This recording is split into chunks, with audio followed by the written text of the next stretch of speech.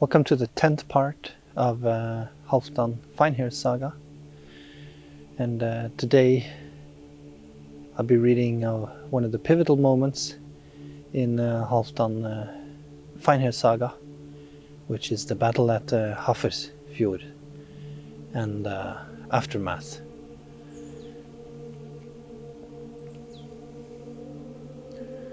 And as usual, some commentary going along.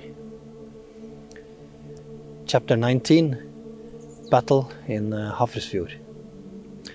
News came from south in the country that the Hordar, the Ryger, the Agder and the Teler were gathering and were raising ships, weapons and men. Hordar are people from Hordaland, which is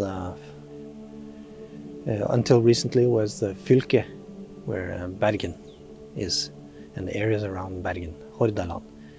Hordaland is also the famous Viking raid in 793 on Lindisfarne, or 789, I don't remember quite. But anyway, the raid in those years on Lindisfarne, which is mentioned in the Anglo-Saxon Chronicle, that was also mentioned raiders from Hordaland.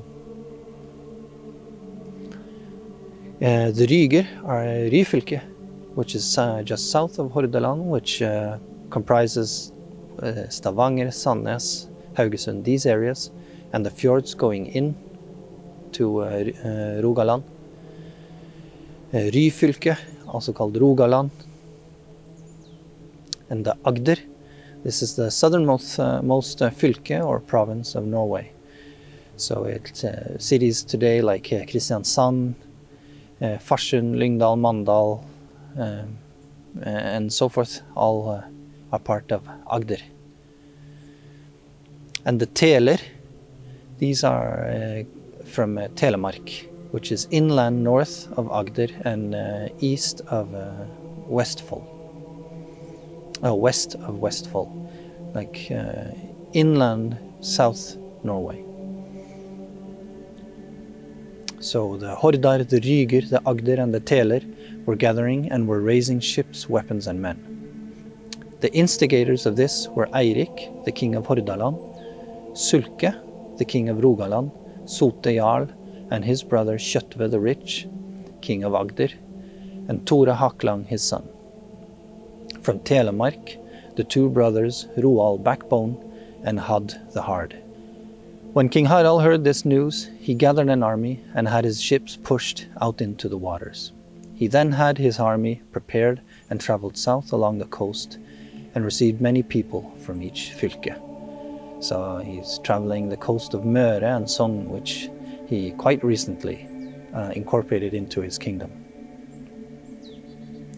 When he came south of Stad, the news reached King Eirik. He had also gathered his army as he was used to, and he now travelled south to meet the army he knew was approaching from the east to support him. And Stad is this, I mentioned in a previous episode, this almost like a cape off the northwest coast of southern Norway.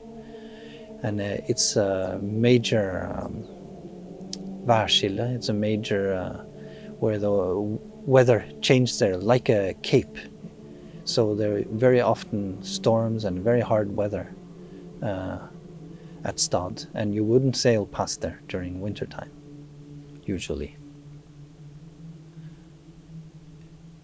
So when he came south of Stad, the news reached King Eirik. He had also gathered his army as he was used to, and he now travelled south to meet the army he knew was approaching from the east to support him.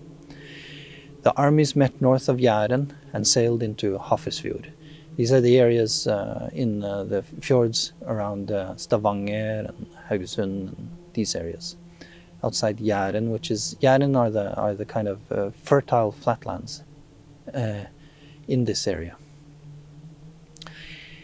The armies met north of Jæren and sailed into Hafrsfjord.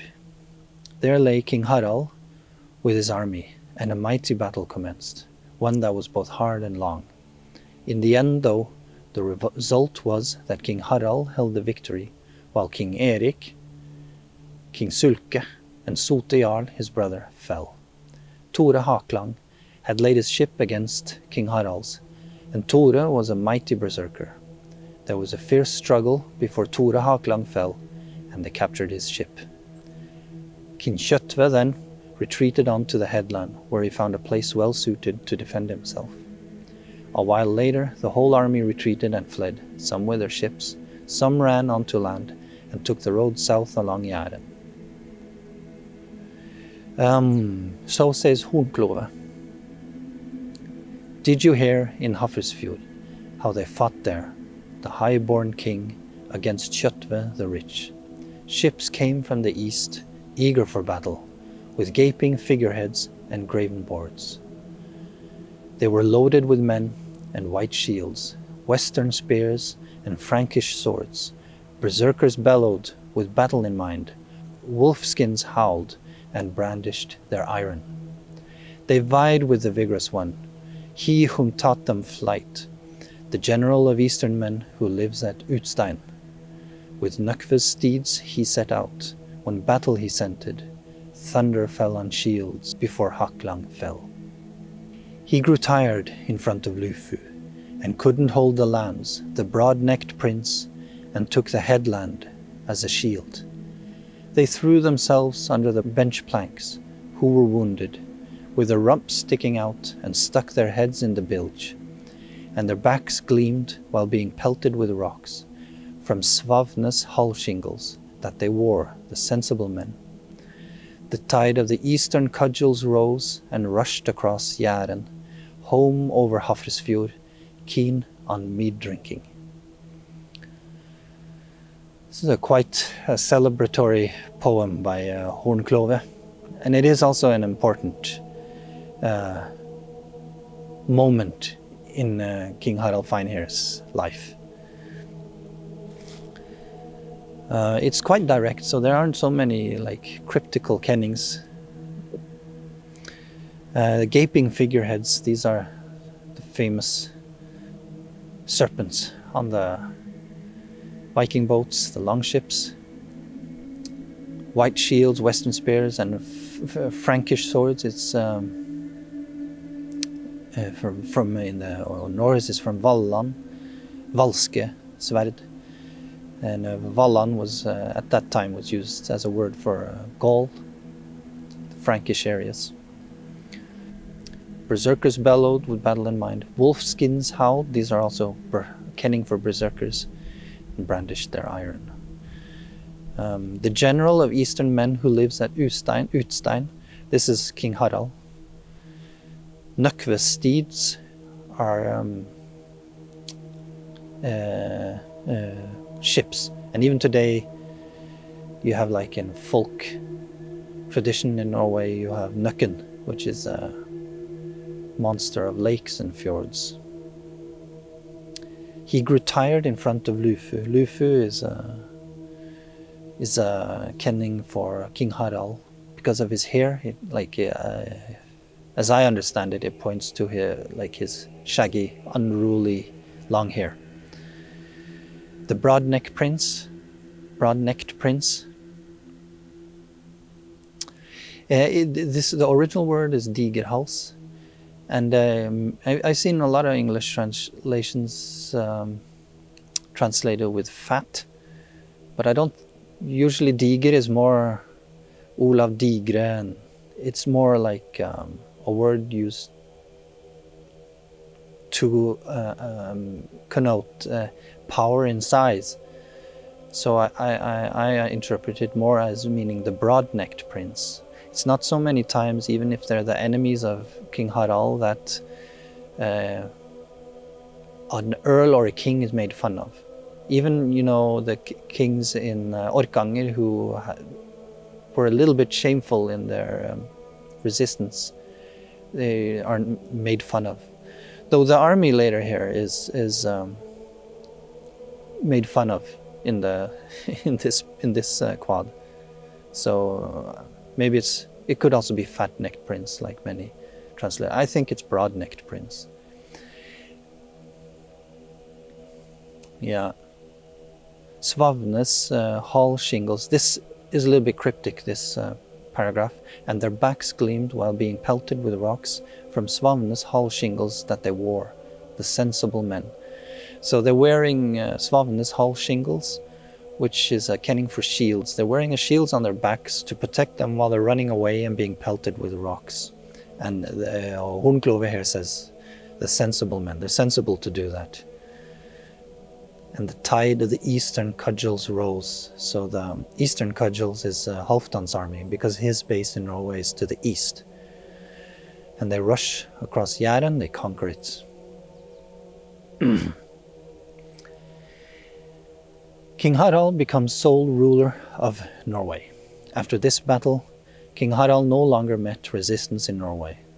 All his greatest enemies had fallen or fled the country, and there were a lot of them, as they then settled large tracts of wildland. Jämtland and Hälsingeland were settled in those times, although these were already established to some degree by Northmen. And Northmen is Norwegian, older word for Norwegians. Norwegian is kind of like a constructed word, so I'll be using Northmen. During the war times, while King Harald was establishing his kingdom, they discovered and settled some foreign lands as well, the Faroe Islands and Iceland, and many left for Hjaltland. Hjaltland is the old word for Shetland. Many powerful men from Norway fled as outlaws from King Harald and went into West Viking, staying in the Orkney Islands and the Hebrides. I don't know how to pronounce this in English. The Hebrides, off the north-west coast of Scotland, staying in the Orkney Islands and the Hebrides during the winter. And during the summer they raided in Norway and did much damage to the country. There were also many powerful men who joined King Harald and became his men and helped him establish his kingdom. So King Harald now established his grip on all of southern Norway in a pretty hard-handed way. Quite a large kingdom, if you see it going from Vänern south to Gothenburg today and up all the way along the coast to taking also southern Norway and up to Trondheim, including the extended area around Trondheim, north of Trondheim as well. And it's been effective. I mean, he turned Sogn and Møre by confiscating all the lands and redistributing them, which was quite unheard of in Norway. And he's called, in the Norse now, this last chapter, an Einvalds king, which means he's Enevold. He rules as a dictator over his lands. Of course, not with an iron grip like today, because of the nature of communication at the time. Local people would have enjoyed much more freedom than a dictatorship in a modern era. So even during the Enevolds, like the dictator times, with very hard